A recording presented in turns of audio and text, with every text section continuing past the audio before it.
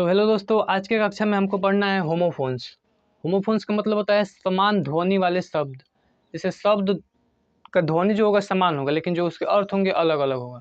तो इंग्लिश में होमोफोन्स पढ़ने का सबसे अच्छा तरीका यही है कि जिस शब्द को हमको देखना है उस शब्द का सबसे पहले हम पार्ट्स ऑफ स्पीच देखेंगे।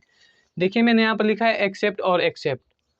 तो अब सबसे पहले हम इस शब्द का पार्ट्स ऑफ स्पीच देखेंगे, फिर उसका हम हिंदी देखेंगे।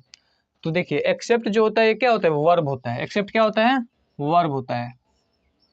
वर्ब होता है। एक्सेप्ट का पार्ट स्पीच क्या होता है? वर्ब होता है। अब जब भी हम एक्सेप्ट का यूज करेंगे किसी सेंटेंस में तो वर्ब के जैसा यूज करेंगे। अब देखिए, एक्सेप्ट EXCEPT ये क्या होता है? इसका पार्ट ऑफ स्पीच प्रीपोजिशन होता है, और प्रीपोजिशन होता है इसका पार्ट ऑफ स्पीच।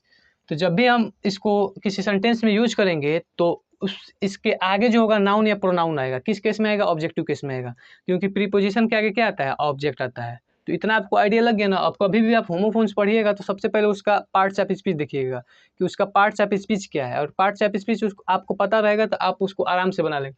हिंदी नहीं पता रहेगा, लेकिन अगर आपको पार्ट्स ऑफ स्पीच पता रहेगा तो आप बढ़िया से कर लेंगे।